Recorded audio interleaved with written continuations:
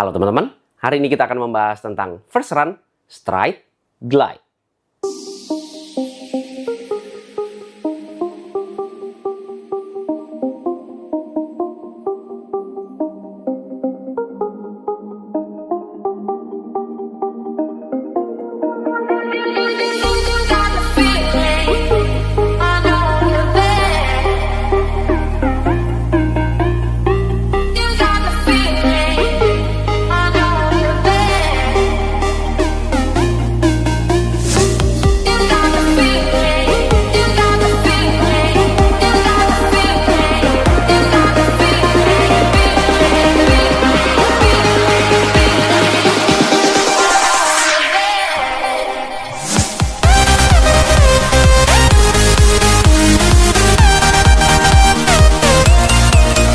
Terima kasih banyak buat Stride by Hayden Heritage yang udah ngirimin saya sepatu ini. Tapi video ini nggak bisa diintervensi oleh siapapun.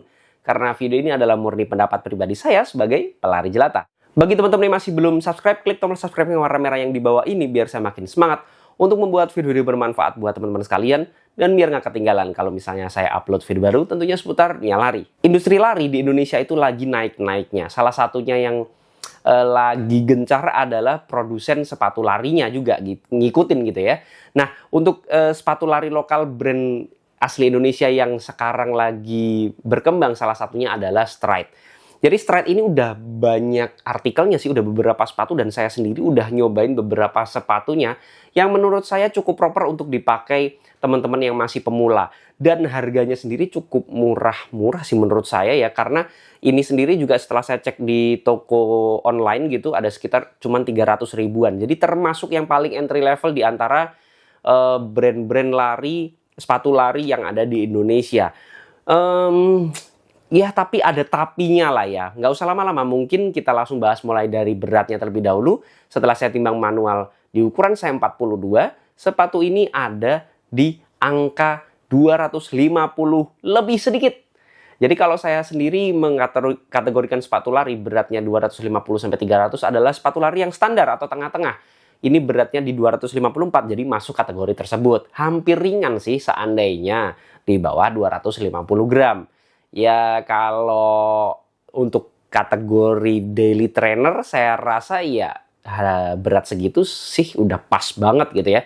Bahkan cenderung lumayan ringan menurut saya. Lanjut ke uppernya. Untuk uppernya sendiri dia bahannya adalah mesh, yang mana meshnya ini cukup tebel meskipun ada sirkulasi, lubang sirkulasinya tipis-tipis.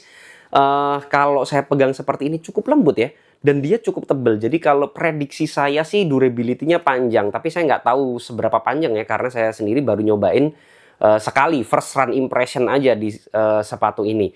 Dan kalau kenyamanannya sendiri cukup nyaman. Untuk toe box-nya sendiri cukup lebar. Kaki itu jempol-jempol sampai jari-jari yang lain itu terasa rileks aja di dalamnya. Dan rasanya nyaman gitu ya. Bersentuhan dengan material yang ada di toe box-nya itu nyaman.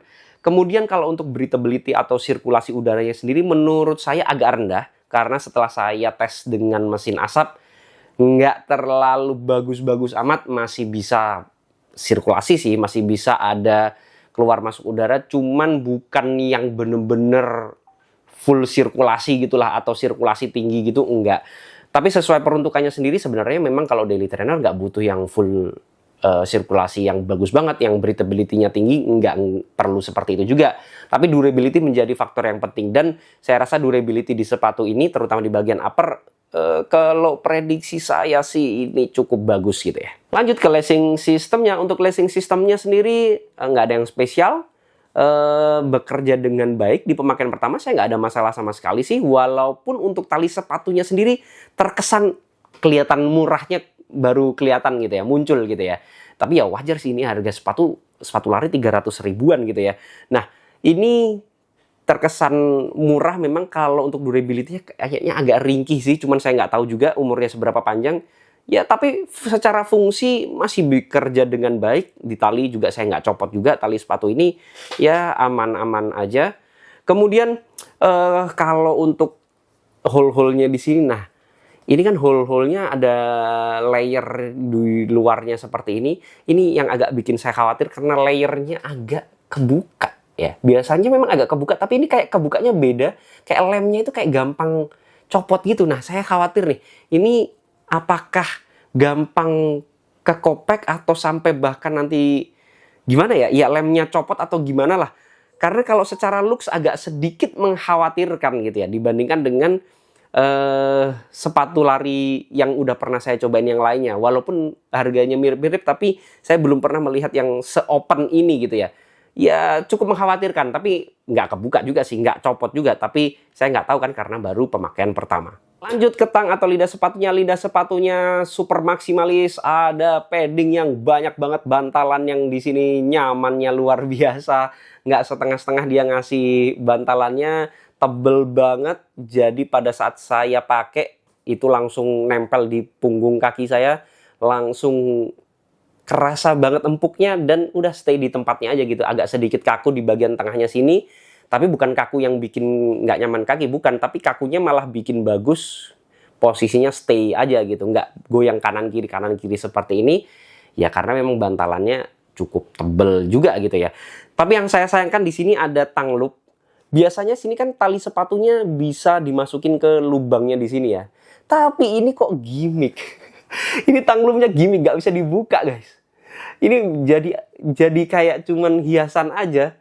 Talinya nggak bisa dimasukin. Fungsinya talinya dimasukin di sini itu kan biar tangnya nggak banyak goyangan kanan kiri ya. Untungnya dia material yang dipakai bikin dia stay di tempat sehingga nggak banyak goyangan. Tapi seandainya bisa dimasukin nggak gimmick kayak gini, ya saya rasa akan jauh lebih bagus dong gitu ya. Sayang aja karena sudah ada, tapi kenapa nggak bisa dimanfaatkan gitu. Lanjut ke kolarnya. Kolarnya sendiri maksimalis, banyak banget paddingnya, nyamannya luar biasa. Bener-bener kayak dikelilingi bantal pada saat masuk di sepatu ini. Kolarnya aman banget, kemudian ini juga nggak kaku, dan pada saat saya pakai nggak ada masalah sama sekali sama mata kaki, bekerja dengan ya cukup baik. Kemudian untuk heel counternya sendiri ada material di dalamnya sini yang bikin ada struktur untuk gigit, dan kinerjanya ya cukup bagus menurut saya. Tidak ada heel slip sih di sepatu ini. Saya relax dan nyaman-nyaman aja, nggak ada kepikiran sama sekali di bagian heel counternya. Masih saya rasa di pemakaian pertama bekerja dengan sebagaimana mestinya. Jadi ya aman-aman aja. Untuk upper secara keseluruhan fittingnya lebih dominan rasa nyamannya gitu ya. Jadi dan peruntukannya kalau sepatu ini kan daily trainer dipakainya lebih ke ya pace-pace yang easy run, zona 2, santai, nggak yang buru-buru yang kenceng gitu ya. Jadinya ya fitting yang agak rapat itu nggak terlalu dibutuhkan. Relaxnya dapat banget di upper sepatu ini. Lanjut ke midsole-nya. Untuk midsole-nya sendiri setelah saya ukur manual dengan durometer, foamnya ada di angka 31-an yang mana itu standar. Untuk daily trainer nyamannya masih keras. Tapi menurut saya setelah saya pakai itu kayak lebih rendah dari itu, lebih empuk daripada semestinya gitu ya. Kalau 31 itu standar, nggak dibilang keras, jauh dari kata keras, tapi nggak yang empuk banget. Tapi ini feel midsole-nya itu kayak lebih ke empuk gitu. Kalau feeling saya kiranya itu awalnya di angka 27 atau 28, tapi ternyata di angka 30-an. Jadi lebih nyaman dari perkiraan saya lah untuk sepatu ini, untuk terutama di bagian foamnya gitu ya. Dan foamnya sendiri kalau saya bilang cukup cocok untuk teman-teman yang memang mau menjadikan sepatu ini sebagai daily trainer. Jadi latihan sehari-hari pakainya sepatu ini. Jadi durability-nya kalau EVA foam seperti ini tuh biasanya lebih bagus durability-nya. Dan dipakai ngapain aja itu kayak enak. Dipakai pelan sepatu ini foamnya enak banget, nyaman. Kemudian dipakai easy run gitu ya, itu juga dapat banget. Tapi kalau dipakai agak kencengan dikit, menurut saya agak kurang respon di bagian foamnya sendiri. Nggak tahu kenapa kalau dipakai kenceng kayak nolak aja, kayak bukan peruntukannya. Terutama uppernya juga sih, karena uppernya terlalu relax, jadi kayak responnya lambat banget aja gitu ya. Bukan sepatu yang responsif, tapi lebih sepatu yang mengutamakan kenyamanannya. Lanjut ke outsole-nya. Untuk outsole-nya sendiri teman-teman bisa lihat desainnya seperti ini. Yang warna biru adalah rubbernya, patternnya teman-teman bisa lihat. Yang mana ini agak aneh sih sebenarnya, karena penempatannya yang cukup unik gitu ya. Rubbernya kan yang berwarna biru-biru doang. Nah, ini yang bagian belakang biasanya kan memang butuh banget. Kemudian di depan sini, tengah ke depan. Itu kenapa? Karena tugasnya adalah melindungi midsole-nya itu sendiri. Dan yang di bagian outsole-nya yang warna biru atau rubbernya itu adalah yang pertama kali kontak dengan tanah. Sehingga tugasnya untuk melindungi. Sedangkan ini kenapa diekspos seperti ini ya? Ini yang bikin saya bingung. Padahal yang mid strike itu banyak banget. Kalau heel striker, saya rasa masih aman karena ada perlindungannya di sini. Teman-teman pemula banget biasanya masih heel strike. Yang udah mulai agak sering lari itu biasanya udah mulai pindah ke mid strike gitu ya. Nah, mid strike ini ya saya pribadi di sini gitu ya. Ini bakal cepet aus banget kalau nggak ada rubbernya. Ya, kenapa nggak dikasih rubber? Padahal ini kan sering banget ya. Area ini dan juga area belakang itu menjadi hal atau spot yang vital untuk dikasih perlindungan atau rubber. Karena memang itu adalah spot yang paling sering aus duluan. Ya, kenapa nggak dilindungi kok malah bolong gitu ya. Malah yang tempat yang vital kenapa nggak dikasih gitu. Itu yang bikin saya bingung. Kalau untuk rubbernya sendiri sepertinya long last, tebel banget dikasih. Cocok banget buat daily trainer. Apalagi yang belakang ini buat gesek-gesek. Untuk teman-teman pemula biasanya itu habis aus atau habis duluan tuh di bagian tumit gitu ya. Nah, ini dikasihnya cukup tebal. Jadi saya rasa sebenarnya kualitas rubbernya meyakinkan, cuman penempatannya aja yang bikin saya agak bingung gitu ya. Ada plate-nya. Jadi bukan carbon plate, bukan apa, tapi ini kayak bahan plastik gitu ya. Dan bahan plastiknya ini ya intinya plate, tapi saya sampai sekarang nggak tahu apa fungsinya. Karena ditekuk juga bisa, ini plate-nya bukan stability plate, bukan apa gimmick plate lah kalau saya bilang. Yang penting ada kayak motif karbonnya gitu ya, karena ya banyak sepatu lari yang menggunakan teknologi plat karbon, dia pengen ngikutin mungkin, tapi hanya sekedar cosplay-nya aja gitu ya. Saya nggak ngerti secara fungsi ini apa, stability-nya juga nggak berfungsi di sana karena ya saya tidak merasakan manfaatnya. Kemudian untuk energi return-nya juga enggak. Ya mungkin cuman sekedar fashion aja sih. Ya, who knows? Saya nggak ngerti lah. Yang jelas saya tidak merasakan gitu ya. Oke, sepatu ini jadi brand di Indonesia itu banyak kategorinya ya. Brand sepatu lari di Indonesia itu banyak kategorinya. Ada yang fully commitment gitu ya. Ada yang R&D-nya gila banget. Kayaknya investasi di R&D sepatu larinya itu dalam banget.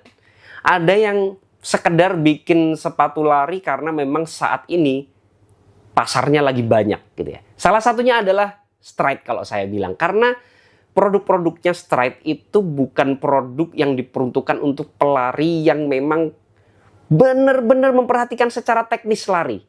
Tapi teman-teman yang ya setidaknya punya sepatu olahraga yang bisa layak dipakai lari, proper dipakai lari, tapi nggak setiap hari dipakai lari atau nggak setiap hari lari gitu ya. Dan harganya terjangkau. Kalau harganya sendiri ini udah paling murah yang pernah saya lihat gitu ya, 300 ribuan. Sekarang sepatu lari lokal udah agak jarang yang harga segitu. Dan 300 ribuan dapat sepatu yang proper untuk lari ini udah cocok.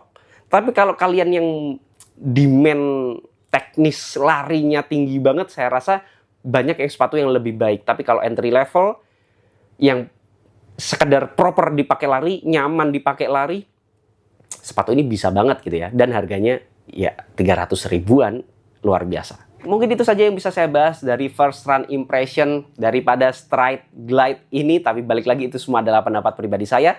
Jadi teman-teman boleh banget setuju. Kalau ada koreksi, masukan, pertanyaan, dan juga pembahasan bisa langsung sharing di kolom komentar. Jangan lupa subscribe channel biar semakin semangat untuk membuat video-video yang bermanfaat buat teman-teman sekalian. Dan biar nggak ketinggalan kalau misalnya saya upload video baru tentunya seputar Nia Lari. Assalamualaikum warahmatullahi wabarakatuh.